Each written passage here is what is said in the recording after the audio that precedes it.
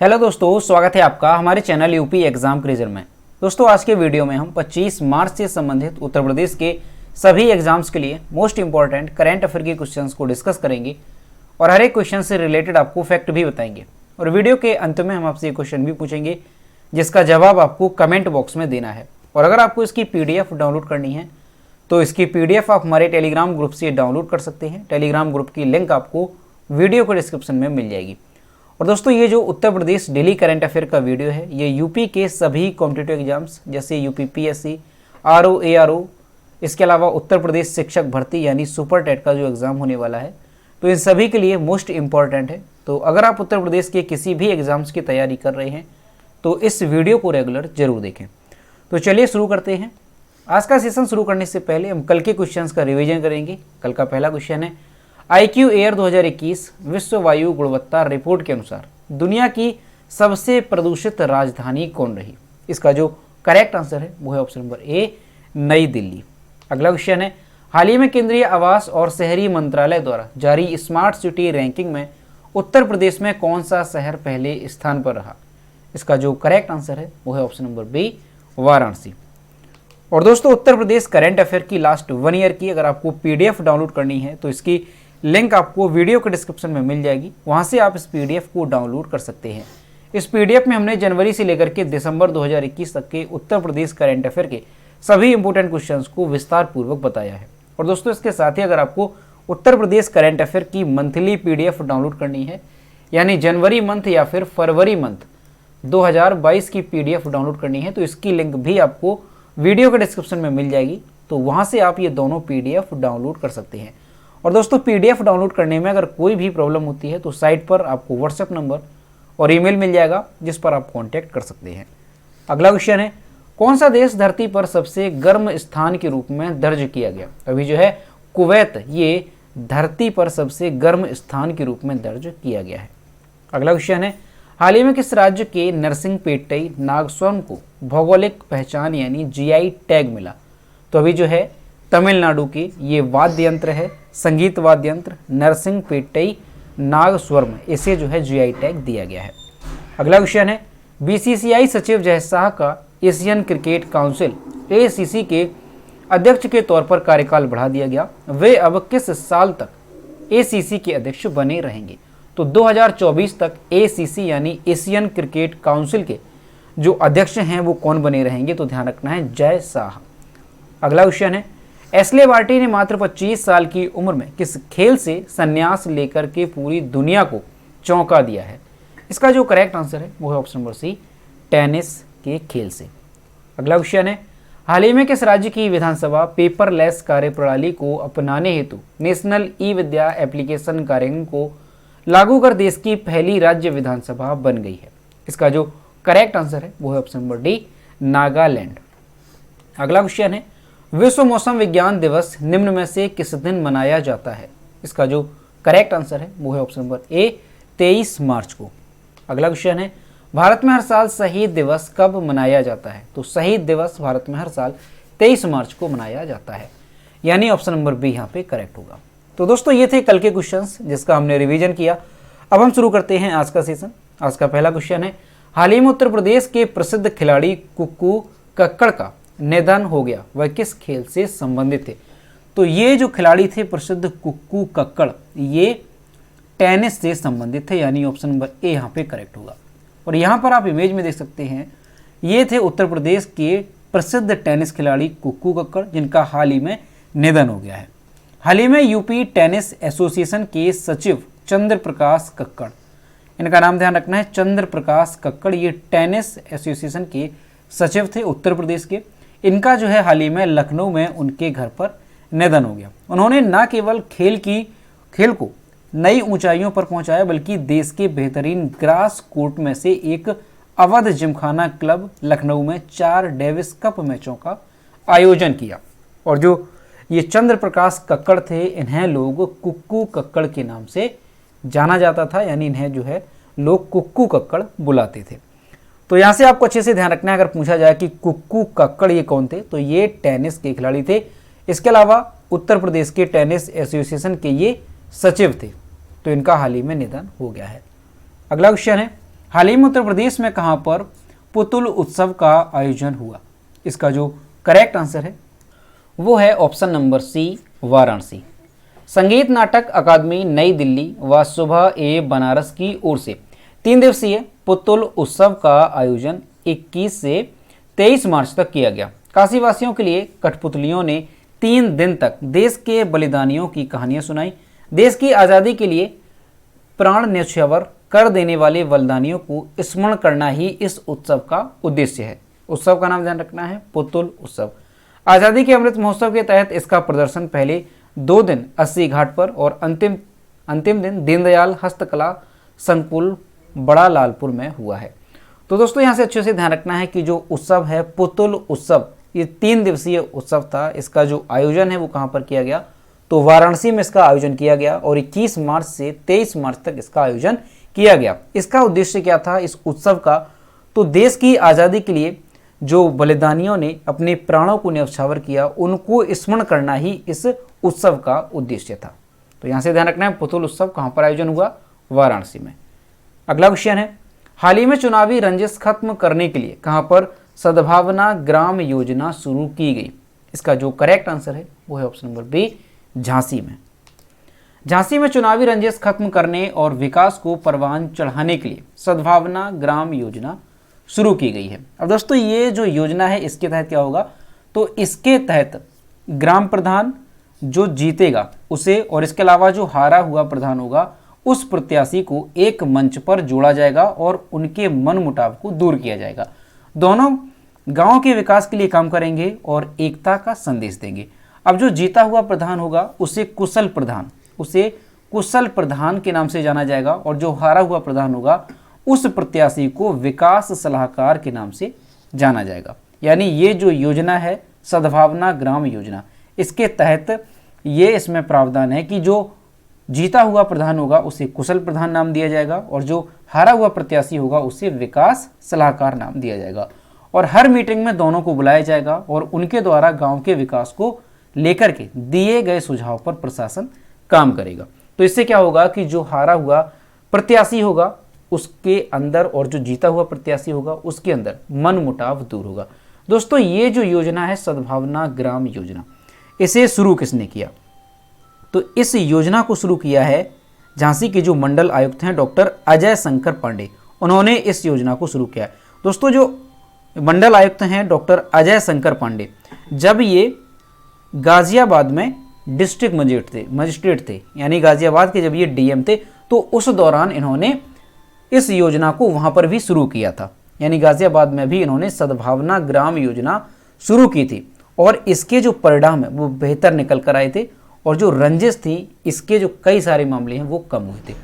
तो इस वजह से इन्होंने झांसी में भी इस योजना को शुरू किया है। तो आपको इनका नाम भी ध्यान रखना है कि इस योजना को शुरू किसने किया है? तो झांसी के मंडल आयुक्त हैं डॉक्टर अजय शंकर पांडे। अगला क्वेश्चन है, Bharat global house price index Q4 2021 ranking में किस स्थान पर रहा? इसका जो करेक्ट आंसर है वो है ऑप्शन नंबर डी, यहां पर करेक्ट हो जाएगा 51वें स्थान पर। Bharat global house price index के यानी चौथी तिमाही 2021 में भारत 51वें स्थान पर रहा। यानी दोस्तों जो ग्लोबल हाउस प्राइस इंडेक्स अभी जारी किया गया ये 2021 की चौथी तिमाही का जारी किया गया, जिसमें भारत 51वें स्थान पर रहा। पिछले साल अगर देखा जाए इसी तिमाही में यानी 2020 की चौथी तिमाही में भारत किस स्थान पर था? तो भारत उसमें 56वें स्थान पर था। टॉप 5 देशों की अगर बात की जाए तो तुर्की पहले स्थान पर है, न्यूजीलैंड दूसरे स्थान पर है, चेक गणराज्य ये तीसरे स्थान पर है, स्लोवाकिया चौथे स्थान पर और ऑस्ट्रेलिया 5वें स्थान पर रहा। ग्लोबल हाउस प्राइस इंडेक्स आधिकारिक आंकड़ों का उपयोग करके दुनिया भर में 56 देशों और क्षेत्रों में मुख्य धारा के आवासीय कीमतों में हलचल को ट्रैक करता है। तो दोस्तों आपको अच्छे से ध्यान रखना है कि अभी हाल ही में ग्लोबल हाउस प्राइस इंडेक्स साल 2021 की चौथी तिमाही का जारी किया गया है, जिसमें भारत 51वें स्थान पर रहा है और इसमें जो टॉप पर रहा है वो कौन सा देश है? तो ध्यान रखना है तुर्की इसमें पहले स्थान पर है। अगला क्वेश्चन है, किस क्रिकेटर को मालदीव सरकार द्वारा स्पोर्ट्स आइकन पुरस्कार से सम्मानित किया गया? इसका जो करेक्ट आंसर है वो है option number C, Suresh Raina को। भारतीय क्रिकेटर सुरेश रैना को मालदीव स्पोर्ट्स अवार्ड्स 2022 में प्रतिष्ठित स्पोर्ट्स आइकन पुरस्कार से सम्मानित किया गया। मालदीव सरकार ने 16 अंतर्राष्ट्रीय खिलाड़ियों के साथ सुरेश रैना को उनके पूरे करियर में विभिन्न उपलब्धियों के लिए स्पोर्ट्स आइकन पुरस्कार से सम्मानित किया है। तो दोस्तों यहाँ से अच्छे से ध्यान रखना है कि मालदीव जो देश है वहाँ पर स्पोर्ट्स अवार्ड्स 2022 में एक प्रतिष्ठित अवार्ड है स्पोर्ट्स आइकन पुरस्कार, उससे सम्मानित किया गया है। किसे? तो भारतीय क्रिकेटर हैं सुरेश रैना, इन्हें सम्मानित किया गया है। अब दोस्तों सुरेश रैना के नाम पर कई सारे रिकॉर्ड हैं, तो आपको ध्यान रखना है कौन कौन से रिकॉर्ड इनके नाम पर हैं। तो सुरेश रैना T20 करियर में 6000 और 8000 रन बनाने वाले पहले भारतीय खिलाड़ी हैं। इसके अलावा आपको ध्यान रखना है IPL में 5000 रन बनाने वाले पहले खिलाड़ी का खिताब इन्हीं के नाम पर दर्ज है। तो ये 2 रिकॉर्ड, इसके अलावा एक और रिकॉर्ड इनके नाम पर है, वो कौन सा है? तो T20 इतिहास में सबसे ज्यादा अर्धशतक लगाने का रिकॉर्ड इन्हीं के नाम पर है। तो ये तीनों रिकॉर्ड आपको अच्छे से ध्यान रखने हैं। और हाल ही में सुरेश रैना को स्पोर्ट्स अवार्ड्स 2022 में प्रतिष्ठित स्पोर्ट्स आइकन पुरस्कार से सम्मानित किया गया है।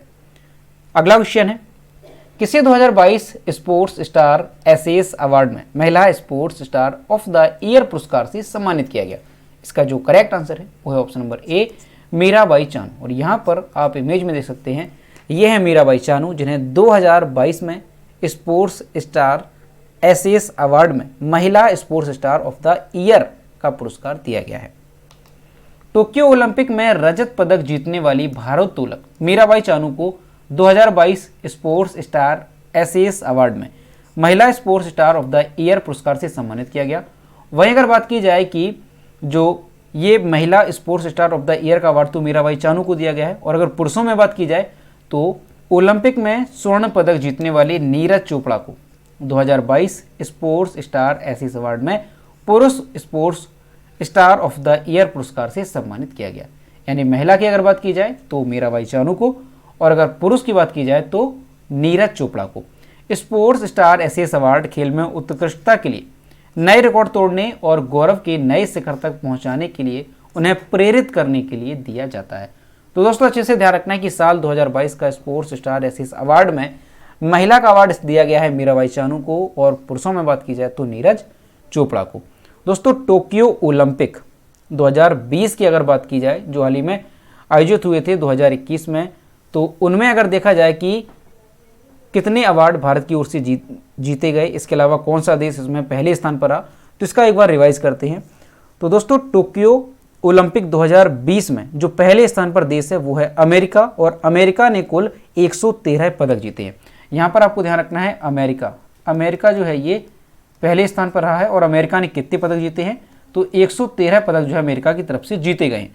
दूसरे स्थान पर है चीन, और चीन ने जीते हैं 88 पदक। 88 पदक जीते गए हैं चीन के द्वारा। और तीसरे नंबर पर अगर बात की जाए तो है जापान, जिसने 58 पदक जीते हैं। 58 पदक जीते गए हैं जापान की ओर से। और जो हमारा देश भारत है ये 48वें स्थान पर रहा। ध्यान रखना है भारत 48वें स्थान पर है। और भारत ने कितने पदक जीते हैं? तो भारत ने जीते हैं कुल मिलाकर के 7 पदक, और इसकी रैंकिंग कितनी रही है? तो 48वें नंबर पर भारत ये रहा है। और जो अमेरिका है ये फर्स्ट पर है, चीन दूसरे पर है, और जापान तीसरे स्थान पर है। दोस्तों भारत में अगर बात की जाए कि कितने स्वर्ण पदक जीते गए, तो 1 स्वर्ण पदक, 2 रजत पदक और 4 कांस्य पदक जीते गए हैं। अब आपको नाम भी ध्यान रखने हैं कि भारत की ओर से जो पदक जीते गए हैं उनमें से किसने कौन सा अवार्ड जीता है। तो जो स्वर्ण पदक जीता गया है वो जीता गया है नीरज चोपड़ा की ओर से, और कौन से खेल में? तो भाला फेंक में। रजत पदक जीता गया है मीराबाई चानू भारोत्तोलन में, और रवि कुमार दहिया कुश्ती में। कांस्य पदक जीता गया है लवलीना बोरगोहेन मुक्केबाजी में। इसके अलावा PV सिंधु बैडमिंटन में, और हॉकी टीम पुरुषों की हॉकी से संबंधित।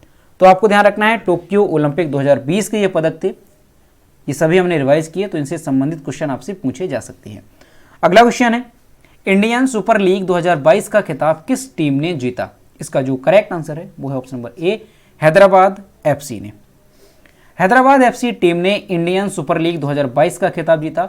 इंडियन सुपर लीग 2022 का खिताब हैदराबाद FC ने केरला ब्लास्टर्स को हराकर जीता है। हैदराबाद FC के गोलकीपर लक्ष्मीकांत कट्टीमणि ने 3 शानदार गोल बचाकर हैदराबाद FC को इंडियन सुपर लीग खिताब जीतने में मदद की। रेगुलेशन और एक्स्ट्रा टाइम में मैच 1-1 से खत्म होने के बाद हैदराबाद ने शूट आउट में केरल को 3-1 से हराया है। तो दोस्तों यहां से आपको ध्यान रखना है, अगर पूछा जाए कि इंडियन सुपर लीग 2022 का खिताब किस टीम ने जीता है, तो ये जीता है हैदराबाद एफसी टीम ने। अगला क्वेश्चन है, नाटो सैन्य अभ्यास कोल्ड रिस्पॉन्स 2022 कहां शुरू हुआ? इसका जो करेक्ट आंसर है वो है ऑप्शन नंबर बी, नॉर्वे में। उत्तर अटलांटिक संधि संगठन यानी नाटो ने 14 मार्च 2022 को नॉर्वे देश में सैन्य अभ्यास कोल्ड रिस्पॉन्स 2022 आयोजित किया। सैन्य अभ्यास कोल्ड रिस्पॉन्स 1 अप्रैल 2022 तक जारी रहेगा। शुरू कब हुआ? 14 मार्च को। कब तक रहेगा? तो 1 अप्रैल को। यह सैन्य अभ्यास नाटो सहयोगियों और भागीदारियों के लिए हर साल दूसरे वर्ष नॉर्वे में आयोजित किया जाता है। इस सैन्य अभ्यास में 27 देशों के लगभग 30,000 सैनिक अभ्यास के 2022 संस्करण में भाग ले रहे हैं, जिसमें लगभग 220 विमान और 50 से अधिक जहाज इसमें शामिल हैं। तो दोस्तों अच्छे से ध्यान रखना है कि जो सैन्य अभ्यास है कोल्ड रिस्पॉन्स 2022, इसका जो आयोजन है वो कहाँ पर किया जा रहा है? तो नॉर्वे देश में इसका आयोजन किया जा रहा है। अब नॉर्वे से संबंधित आपको ध्यान रखना है, इसकी करेंसी, कैपिटल और इसके प्राइम मिनिस्टर इंपॉर्टेंट हो जाते हैं। तो नॉर्वे की करेंसी क्या है? तो नॉर्वेजियन क्रोन नॉर्वे की करेंसी है। इसके अलावा नॉर्वे की कैपिटल क्या है? तो ओस्लो नॉर्वे की कैपिटल है। और नॉर्वे के प्राइम मिनिस्टर कौन है? तो जोनास घर स्टोर, ये नॉर्वे के प्राइम मिनिस्टर हैं। अगला क्वेश्चन है, F1 Bahrain grand prix 2022 race किसने जीती? तो ये जीती है चार्ल्स लेक्लर ने, यानी ऑप्शन नंबर सी यहाँ पे करेक्ट होगा। और यहाँ पर आप इमेज में देख सकते हैं, ये है चार्ल्स लेक्लर जिन्होंने F1 Bahrain grand prix 2022 race जीती है। Ferrari company car racer Charles Leclerc ने बहरीन इंटरनेशनल सर्किट में आयोजित F1 Bahrain grand prix 2022 race जीती। F1 Bahrain grand prix 2022 race में दूसरे स्थान पर स्पेन देश के कार्लोस सैन जूनियर और तीसरे स्थान पर ग्रेट ब्रिटेन के रेसर लुइस हैमिल्टन रहे। साल 2022 की यह पहली फार्मूला 1 रेस थी। तो दोस्तों ध्यान रखना है कि साल 2022 की पहली फार्मूला 1 रेस किसने जीत ली है? ये जीती है Ferrari company car racer Charles Leclerc ने। और ध्यान रखना है एग्जाम में इस तरह से क्वेश्चन पूछा जाएगा कि F1 Bahrain grand prix 2022 race किसने जीती? तो ये जीती है चार्ल्स लेक्लर ने। अगला क्वेश्चन है, प्रित्जर पुरस्कार 2022 जीतने वाले पहले अफ्रीकी कौन बने? इसका जो करेक्ट आंसर है वो है ऑप्शन नंबर बी, फ्रांसिस केरे। और यहां पर आप इमेज में देख सकते हैं, ये है फ्रांसिस केरे जो कि प्रित्जर पुरस्कार 2022 जीतने के बाद पहले अफ्रीकी बन गए हैं। आर्किटेक्ट, शिक्षक और सामाजिक कार्यकर्ता फ्रांसिस केरे प्रित्जर पुरस्कार 2022 जीतने वाले पहले अफ्रीकी बने। दोस्तों यहां पर आपको कंफ्यूज नहीं होना है, ये जो अवार्ड है इसका नाम क्या है? प्रित्जर पुरस्कार।